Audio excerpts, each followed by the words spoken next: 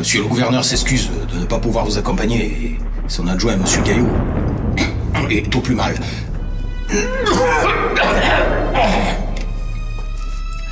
Et son substitut, il est pas là.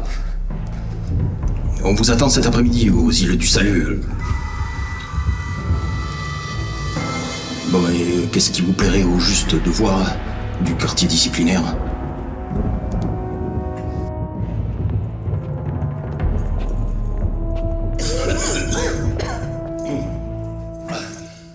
Le gouverneur a insisté sur un point.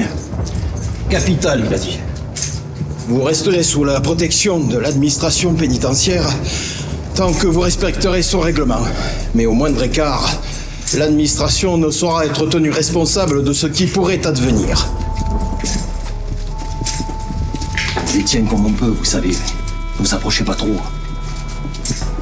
C'est dans leur nature. Dans le sang, il paraît. Aucune porte n'a été fracturée. Elle a probablement ouvert à son assassin. En pleine nuit, elle le connaissait. On a affaire à une vraie fédulogie. Aucune empreinte sur la bonbonne ni sur le thermos, et tous les couverts ont été soigneusement nettoyés. Pour le piano culinaire, on va comparer avec les empreintes du personnel.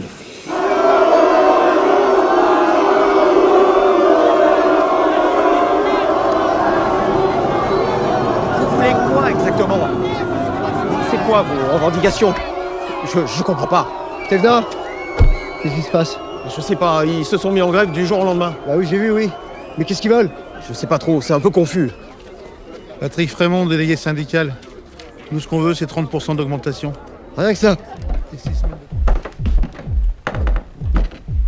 de- Daniel, je te présente Ben. Salut. T'es comédien? Ouais, il fait du cabaret.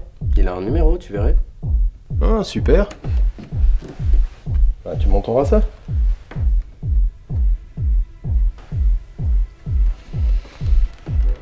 Bon, Léo, tu t'installes pas ici avec tes joints, ok? Ouais.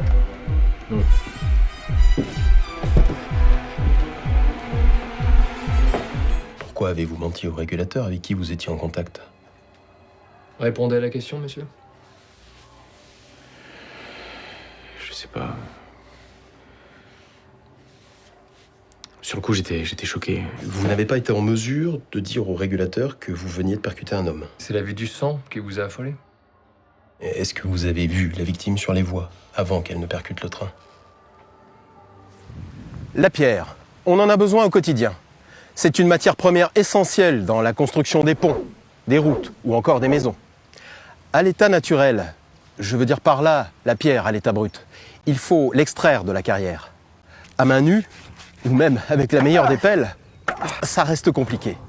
Alors on utilise de l'explosif pour faire ce qu'on appelle du minage. Mais avant d'utiliser de l'explosif, il faut faire des trous. C'est l'étape de la foration. Si vous me permettez, on appelle ça du forage. Oui, alors disons que nous avons tous les deux raison puisque les deux mots sont employés dans la profession. Sommes-nous d'accord? Admettons. Bien. Mais comment faire pour choisir le nombre de trous, leur profondeur, leur emplacement, le type et la quantité d'explosifs à utiliser? Eh bien, c'est très simple.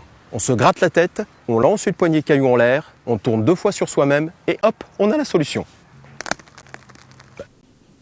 Alors oui, ça vibre. Mais sachez qu'on ne peut pas faire n'importe quoi. Selon l'arrêté ministériel du 22 septembre 1994, les tirs de mine ne doivent pas être à l'origine de vibrations susceptibles d'engendrer dans les constructions avoisinantes des vitesses particulières pondérées supérieures à 10 mm par seconde. Et figurez-vous qu'en France, on est très exigeant. Parce qu'en Europe, la réglementation fixe le seuil limite à 15 mm par seconde. Je ne pouvais vraiment pas vous laisser sans savoir ça.